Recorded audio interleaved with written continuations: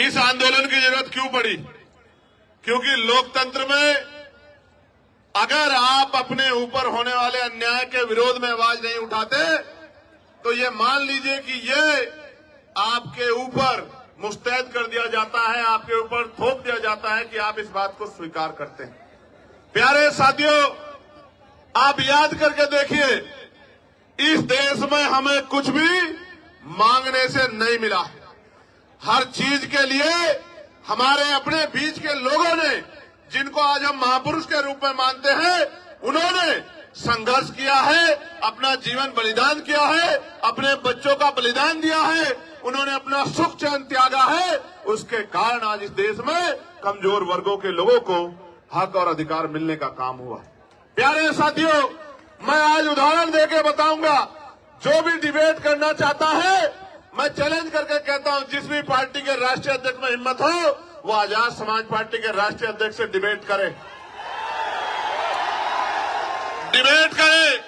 मैं सामान्य डिबेट में इसलिए नहीं जाता क्योंकि आजकल चैनलों पे डिबेट का अस्त्र खत्म हो गया है। अपने स्वाभिमान सम्मान की रक्षा स्वयं करनी है, वहां कोई भी आके बैठ जाता है और कुछ भी कहने लग जाता है। हम इतने लोगों का प्रतिनिधित्व करते हैं, इसलिए हमारी जिम्मेदारी है कि हम अपने सम्मान की रक्षा भी स्वयं करें। इसलिए मैं चैलेंज करता हूं कि जिनका भी प्रतिनिधित्व लोकसभा में है, उस पार्टी का कोई भी राष्ट्रीय अध्यक्ष यूजीसी के विषय पे हमसे डिबेट करे, और जो कमजोर वर्गों के विषय उन पर डिबेट करे, मुसलमानों के विषय में डिबेट करे, ईसाइयों के विषय में डिबेट करे, सिखों के विषय में डिबेट करे, बौद्धिस्टों के विषय में डिबेट करे, कर्मचारियों के विषय में डिबेट करे, किसानों के विषय में डिबेट करे, दलितों पिछड़ों के हक अधिकारों के विषय में डिबेट करे, तो हम उनको जवाब देके बताएंगे कि हम जमीन से आए हैं, किसी नेता के पोते बेटे पोती बेटी नहीं है। हमें जमीन का पता है कि आज हालात क्या हैं और लंबे समय से हालात क्या थे। प्यारे साथियों, बड़े गौर से सुनो। नारे तो आप लगा रहे हैं तो बहुत दिनों से, लेकिन खाली नारे से बात नहीं आगे बढ़ेगी। प्यारे साथियों, मैं जानता हूं शिक्षा के दरवाजे किसी और ने नहीं खोले। अगर राष्ट्रपिता ज्योतिबा फूले प्रयास नहीं करते तो आज हमारे तन पे ये कपड़े नहीं आते। अगर शिक्षा में सबसे बड़ा योगदान किसने दिया है तो राष्ट्रपिता ज्योतिबा फूले ने दिया, मां सावित्रीबाई फूले ने दिया, मां फातिमा शेख ने दिया।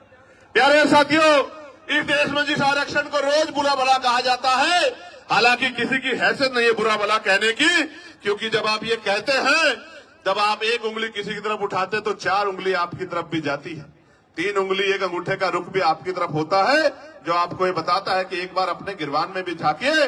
जो लोग 10% आर्थिक आधार पर आरक्षण लेते हैं, संविधान के विरोध में जो आया है, वो भी आरक्षण पे सवाल खड़ा कर सकते। किस आधार पे? किस आधार पे? जो लोग सदियों से आरक्षण का लाभ लेते आ रहे हैं, तमाम संस्थानों पे काबिज हैं, जिन्होंने कमजोर वर्गों के लोगों को उनकी दुख तकलीफों के बाद, उनके भूखे पेट के बाद, जब उनकी बच्चों को तन ढकने का अधिकार नहीं था, जिन्होंने उनके आंसुओं के बाद भी, जिनके मुंह से एक शब्द भी हाय का भी नहीं निकला कि इनके साथ गलत हो रहा, वो हमसे सवाल कर रहे हैं। नहीं, आपको कोई अधिकार नहीं सवाल करने का। अगर सवाल करना चाहते हैं तो अपने अंदर पैदा करिए कि आपके अंदर न्याय की क्षमता है, आप न्याय प्रिय हैं, पहले साबित करिए, फिर आके सवाल कीजिए, हम आपके सारे सवालों का जवाब देंगे। प्यारे साथियों, आरक्षण क्या जाति के आधार पर मिलता है? आरक्षण क्षेत्र के आधार पर भी मिलता है। आप जाके देखो, जम्मू कश्मीर में आरक्षण क्षेत्र के आधार पर मिलता है। आप जाके देखो, हिमाचल में आरक्षण क्षेत्र के आधार पर मिलता है। आप जाके देखो, उत्तराखंड में आरक्षण क्षेत्र के आधार पर मिलता है। कौन कहता है जाति के आधार पर मिलता है? आरक्षण उनको मिलता है जो पीछे रह गए हैं, जिनका प्रतिनिधित्व कम है।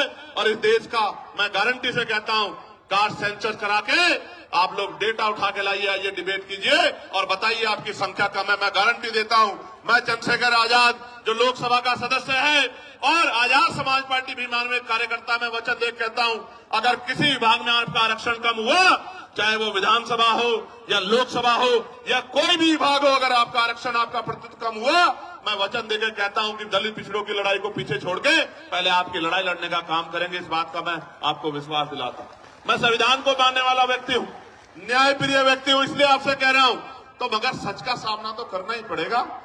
इस देश में अगर आरक्षण आया सबसे पहले तो 1902 में आया, जिसको छत्रपति साहू जी महाराज ने लागू किया, किसी और ने लागू नहीं किया।